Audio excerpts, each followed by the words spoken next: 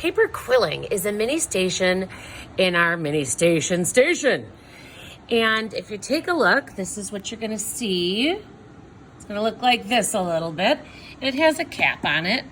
One of the things about the caps and trying to align it is this little tiny ridge here towards the front of the container. In the back, it is just a corner. So if you're having troubles getting the lid back on, that's probably why. To open it up, you just kind of pull it and off it will pop. I've got all different kinds of colors in here for you to use.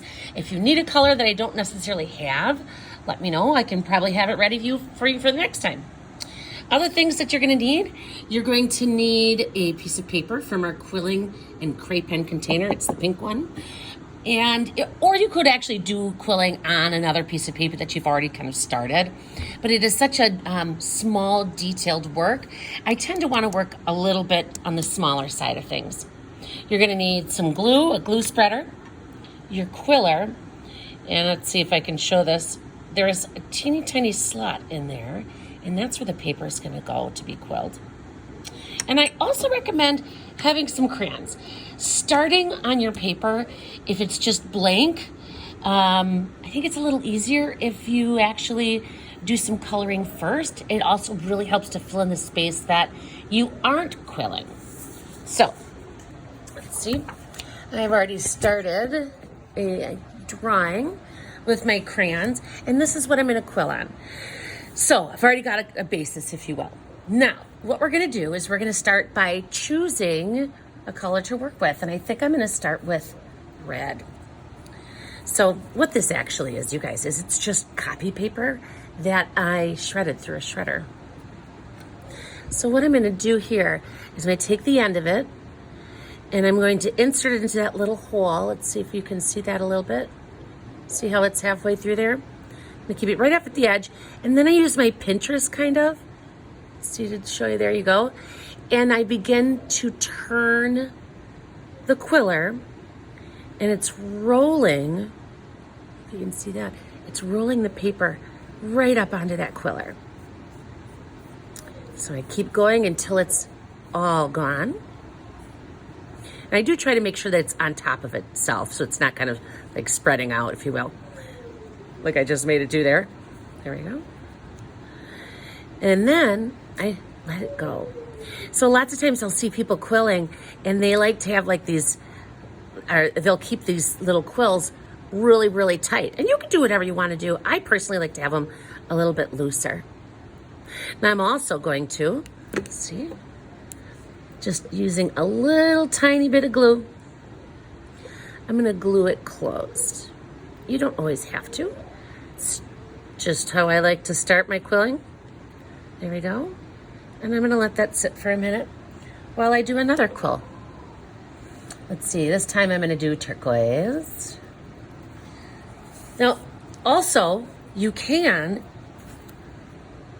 do more than one together. So I'm just gonna prepare one here, just a little tiny bit of glue. And I'm gonna glue these two together. So I'm gonna let those sit while they dry. And I'm gonna quill a turquoise. Another turquoise. If you think about, what's gonna happen when I glue these little guys together, well, it's gonna make a bigger quiller. So, I'll do it again. I insert it, use my pinchers, and I begin to spin the quiller.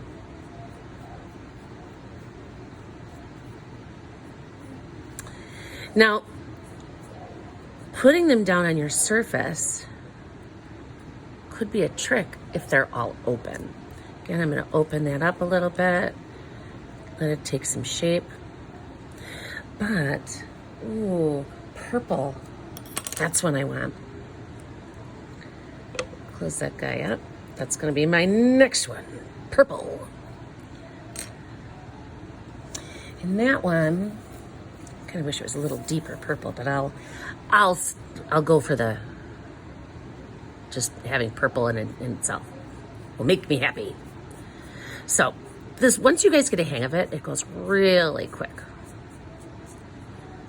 And this one, I'm not going to close because I'm going to use this one right away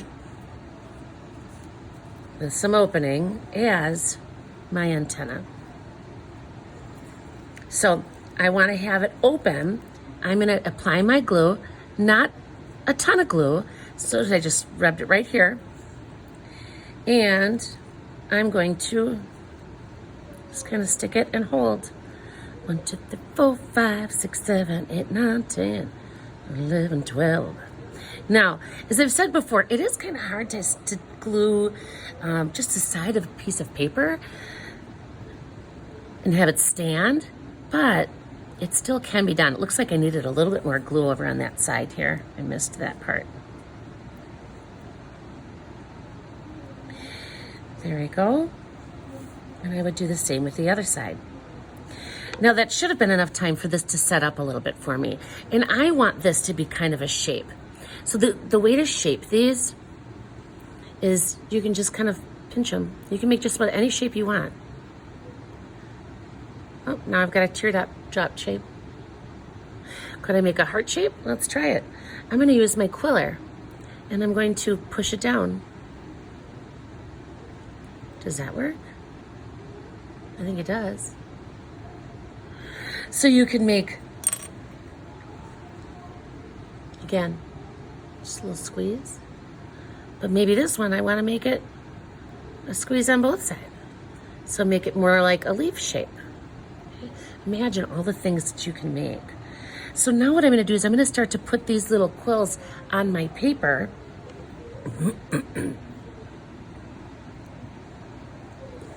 Just a little bit of glue. And the wonderful thing about the glue, you guys, is that it dries clear. So you really won't see it. Well, I'm going to put the heart one here. Yeah, glue dries clear. So unless you have it like really thick. Oh, that's kind of fun, isn't it? Let's see what that looks like up close. Now I would totally start to fill in all of these spaces with more quillers.